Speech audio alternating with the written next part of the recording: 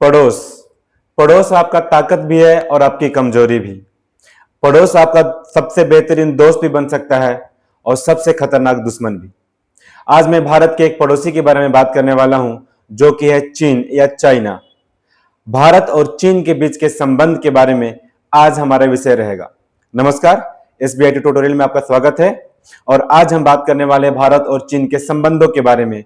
1947 से लेकर अभी तक का यानी 2025 तक का भारत और चीन के संबंधों में क्या उतार चढ़ाव हुए, इसके विषय में आज हम लोग विस्तार से जानेंगे। पहले ये देख लेते हैं कि चीन के प्रमुख यानी प्रमुख राजनीतिक प्रमुख कौन है। तो चीन के राष्ट्रपति जो 2013 से अभी तक राष्ट्रपति हैं, शी जिनपिंग, वही चीन के प्रमुख नेता।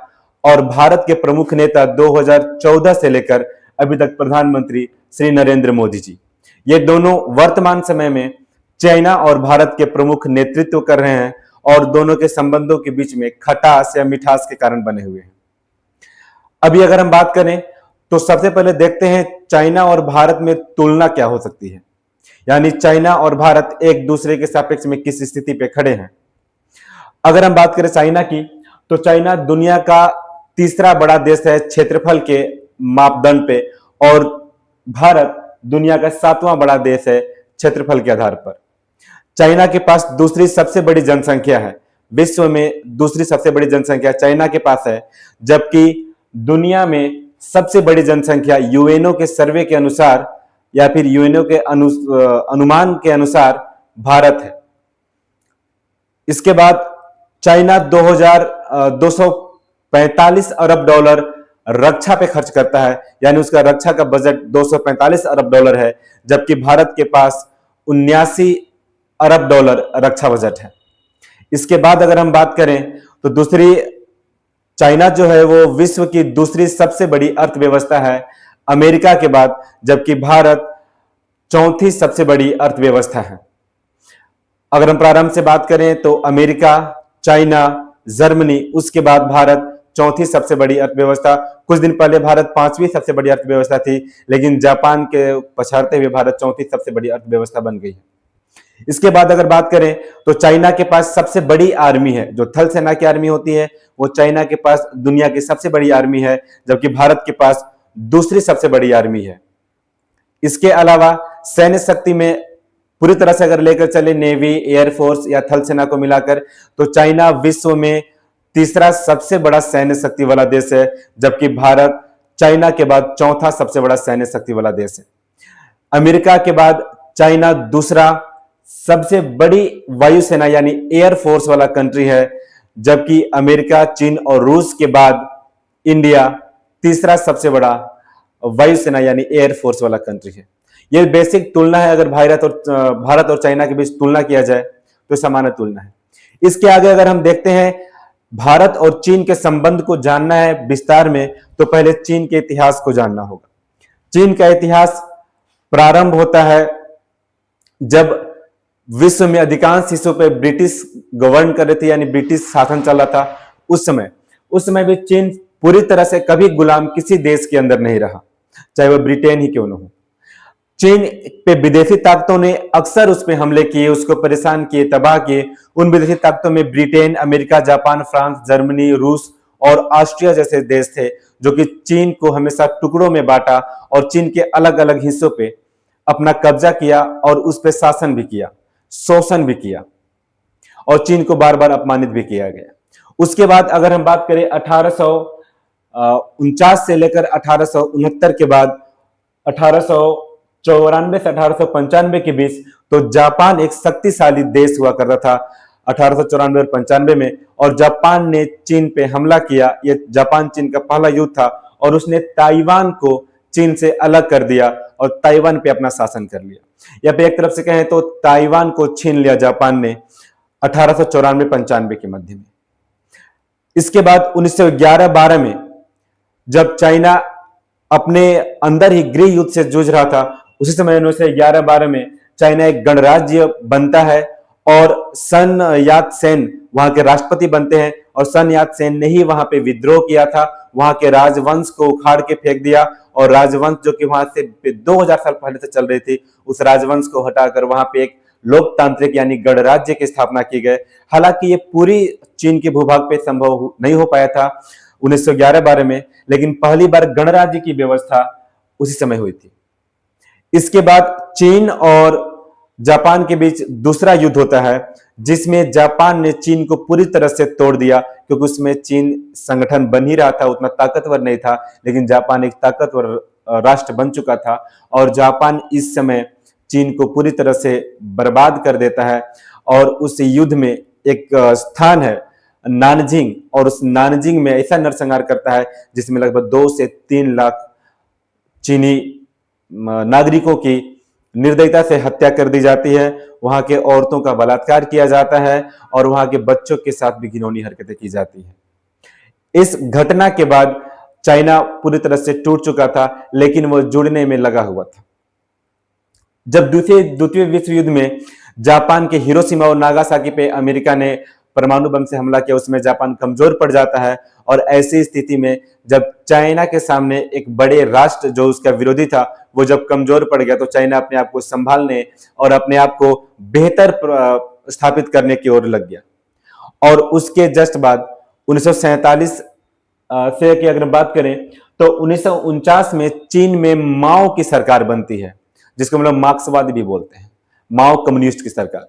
और माओ की सरकार बनने के बाद जब भारत 1947 में आजाद हो गया था, तो भारत पहला ऐसा देश बनता है जो कि चाइना के क्षेत्र में माओ की सरकार को मान्यता देता है।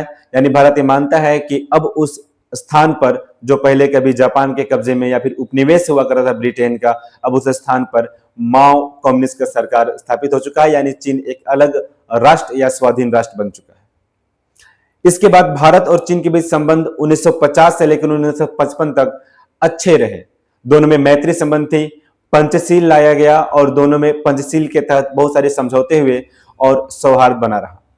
अगर इसके बाद हम बात करें तो ताइवान का मुद्दा अभी भी बना हुआ था, और यह ताइवान का मुद्दा चीन को यूएनओ से रोकने या फिर यूएनओ में ले जाने का भी एक कारण बना है।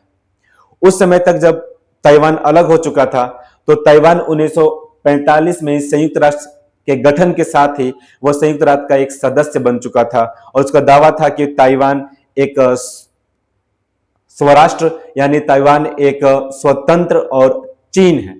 ताइवान खुद को चीन बताकर संयुक्त राष्ट्र में शामिल हो गया, और वहां से यूएनओ को एक उलझन बनी रही कि ये चाइना और ताइवान की क्या स्थिति है। अगर हम इसके बात करें तो भारत ने 1950 में ताइवान के स्थान पर चीन को यूएनओ में अस्थायी सदस्य यानी संयुक्त राष्ट्र संघ में, संयुक्त राष्ट्र सुरक्षा परिषद में अस्थायी सदस्य देने की बात की।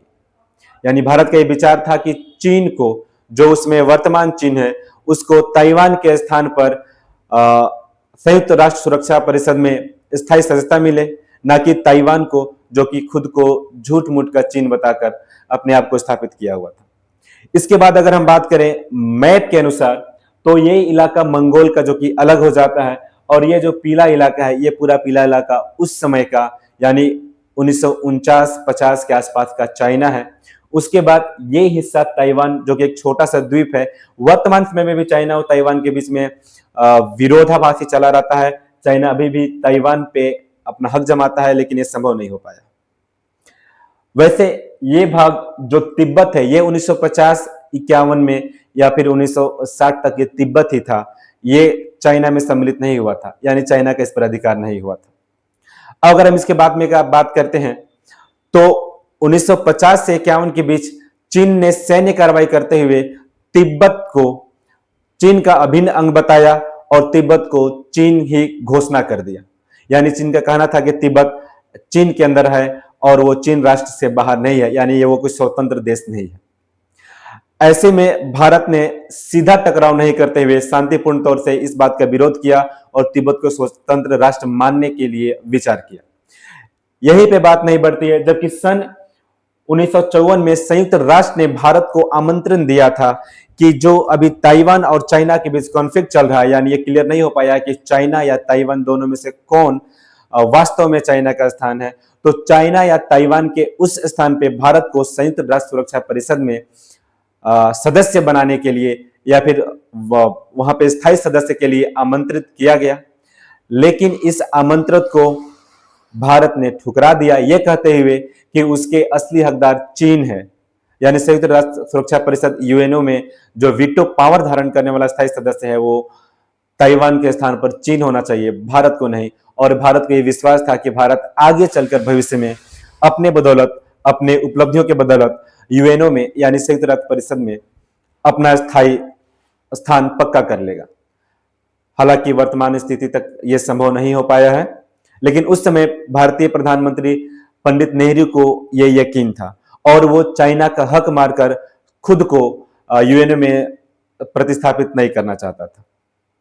इसके बाद अगर देखें तो सन 1959 में तिब्बत में चीन के खिलाफ विद्रोह होता है। यानी जो तिब्बत के वासी थे, वहां के जो लोग थे, वो चीन को अपना राष्ट्र नहीं मानते, तिब्बत को अपना स्वतंत्र राष्ट्र मानते हैं। और ऐसी स्थिति में तिब्बत के जो प्रमुख थे वो धार्मिक प्रमुख भी थे और तिब्बत के क्षेत्र के प्रमुख थे दलाई लामा, वो भारत में भाग कर आ जाते हैं अपनी सुरक्षा को लेकर। और वहीं पे भारत दलाई लामा को शरण दे देती है धर्मशाला में और प्रवासी सरकार बनाने के लिए भी अनुमति दे देती है। तो ऐसी स्थिति में चीन को यह बात बिल्कुल गंवारा नहीं गुजरा कि भारत दलाई लामा यानी जो चीन से विद्रोह करके भागा है उसको भारत शरण भी दे रहा है और उसको सरकार बनाने के लिए अनुमति भी दे रहा है। यह टकराव यानी भारत और चीन के बीच प्रत्यक्ष टकराव यहीं से प्रारंभ होता है। इसके बाद की घटनाएं भी भारत और चीन के टकराव की ही रही है। अगर इसके बाद देखें तो 1962 में चीन ने भारत के दो हिस्सों पर अपना दावा करता है, एक लद्दाख का हिस्सा और दूसरा अरुणाचल प्रदेश का हिस्सा। इन दोनों हिस्सों पे चीन यह दावा करता है कि ये दोनों हिस्से तिब्बत के हिस्से हैं, यानी ये दोनों हिस्से चाइना के हिस्से हैं, ये भारत के हिस्से नहीं हैं। चीन अक्साई चीन के भाग को शिजियांग शहर और तिब्बत को जोड़ने का एक प्रमुख भूभाग मानता है। शिजियांग शहर जो चीन के नॉर्थ हिस्से में है और अभी वर्तमान में तिब्बत चीन के साउथ हिस्से में यानी दक्षिणी हिस्से में है, तो शिजियांग शहर को और तिब्बत को जोड़ने के लिए एक हिस्सा को मानता है कि जो लद्दाख का हिस्सा है यानी जो अक्साई चीन का हिस्सा है वो शिजियांग शहर और तिब्बत को जोड़ने का रास्ता है, जोड़ने का भूभाग है।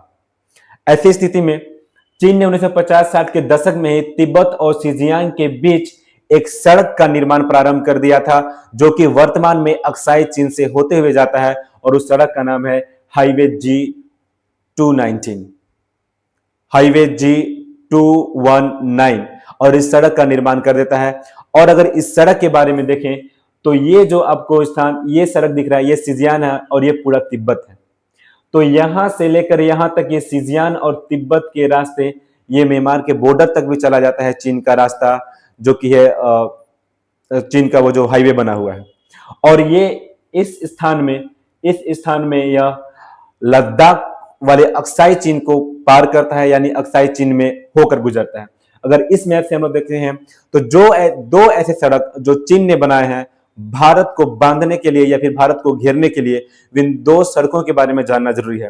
पहले जिसके बारे में हम बात कर चुके हैं G219, जो कि शिजियांग शहर से लेकर तिब्बत की ओर दौड़ता है और ये सिक्किम के पास से होकर गुजरता है। दूसरी सड़क जो हम लोग जानते हैं CPEC यानी चाइना पाकिस्तान इकोनॉमिक कॉरिडोर, और ये दोनों एक तो भारत के पीओके वाले हिस्से में जो पाक अधिकृत कश्मीर है उसके हिस्से में बनाया है और दूसरा अक्साई चीन के हिस्से में। और ये दोनों हिस्से जिसमें चाइना के दो बड़े सड़क गुजरे हैं वो भारत अपने मैप में यानी आधिकारिक रूप से भारत इसको अपना भूभाग बताता है, लेकिन इन दोनों स्थानों पर चाइना का सड़क निर्माण कार्य जारी है। अब अगर बात करें तो अरुणाचल प्रदेश के ऊपर भी चीन का दावा रहा है, यानी अरुणाचल प्रदेश को भी चीन अपना ही राज्य मानता है, अपना ही स्थान यानी तिब्बत का स्थान मानता है। वो बोलता है कि अरुणाचल प्रदेश पूरा का पूरा तिब्बत का भूभाग है, इसीलिए वो चाइना का होना चाहिए, ना कि भारत का हिस्सा होना चाहिए।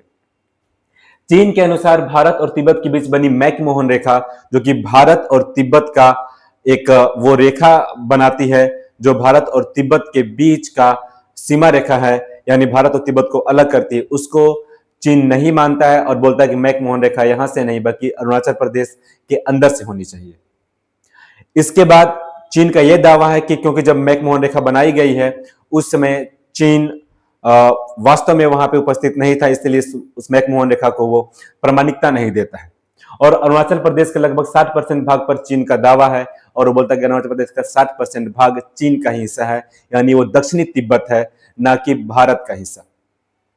अगर बात करें तो अक्टूबर 1962 में चीन ने लद्दाख व अरुणाचल प्रदेश पर हमला करता है। यह भारत और चीन का पहला युद्ध था, पहला वार था, जो चीन ने भारत के भरोसे और भारत के द्वारा किए गए एहसानों को रौंदते हुए अपनी सैन्य शक्ति का प्रदर्शन करते हुए भारत पे हमला करता है और 1962 में यह प्रसिद्ध भारत और चीन का वार होता है।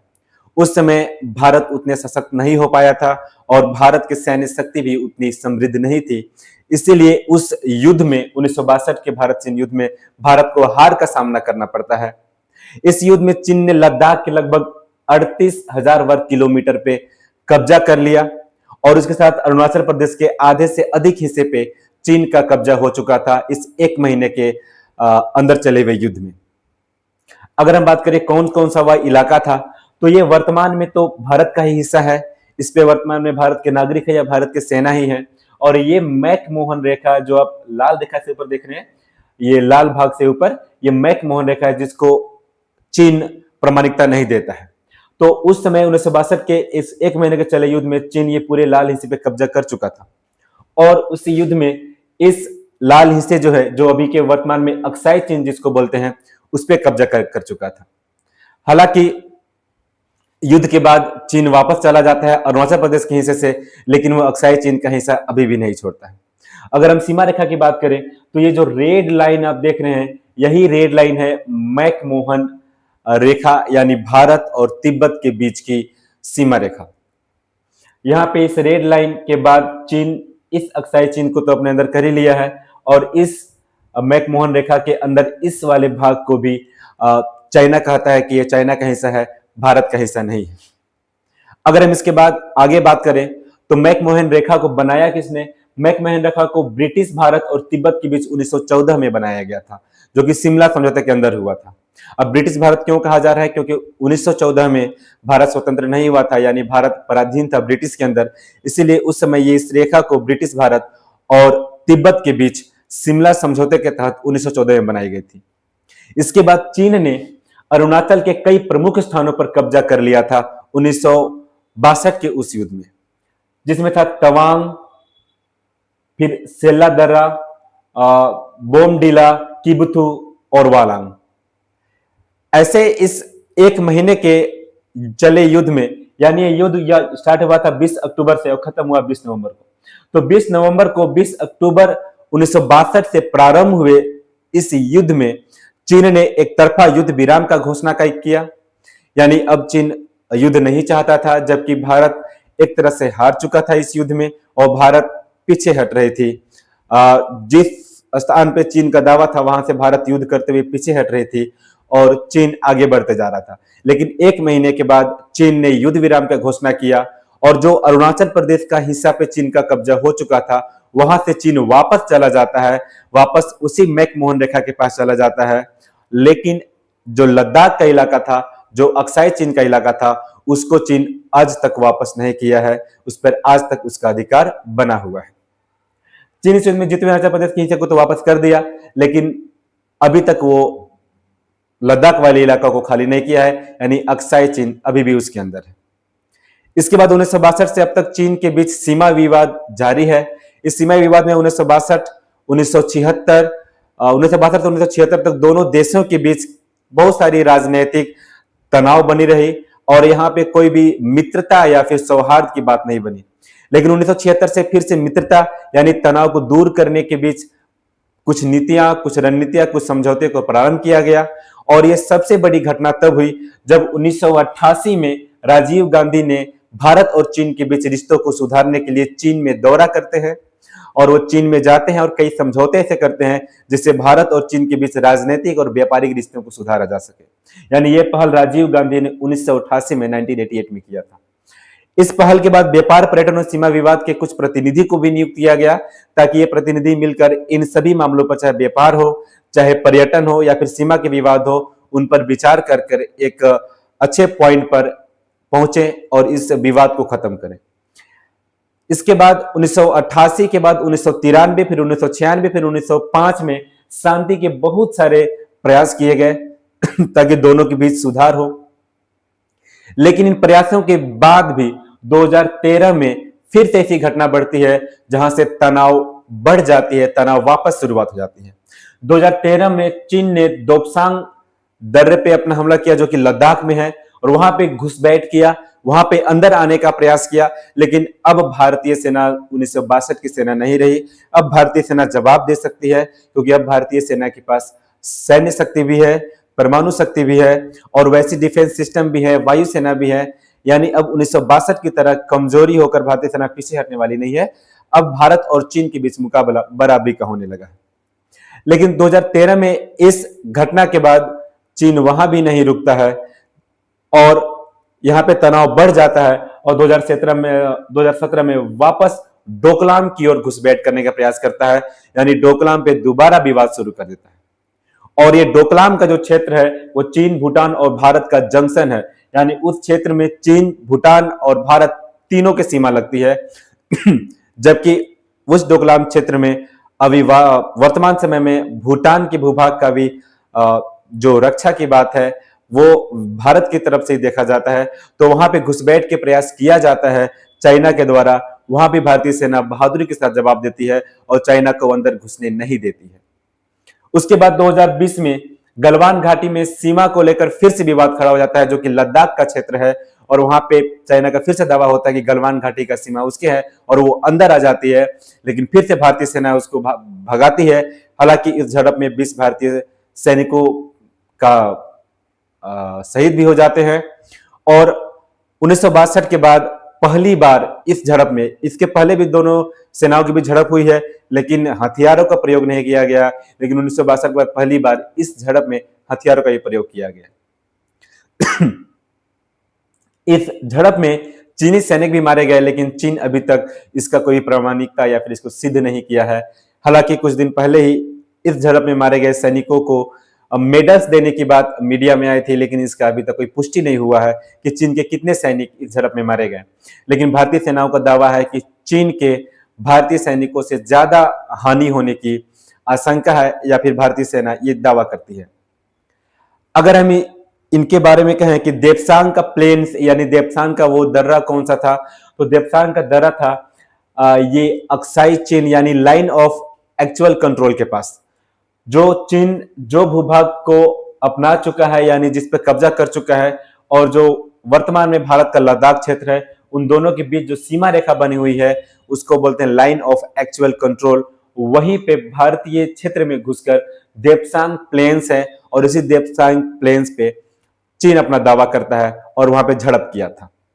इसके बाद जो दूसरा था डोकलाम झड़प, वो डोकलाम झड़प आप यहाँ पे देख सकते हैं। ये इलाका सिक्किम का है, ये भूटान का है, और यहाँ पे जो स्थिति बनी हुई है ये चाइना है, ये भारत का है। सिक्किम ये भारत पूरा बना हुआ है।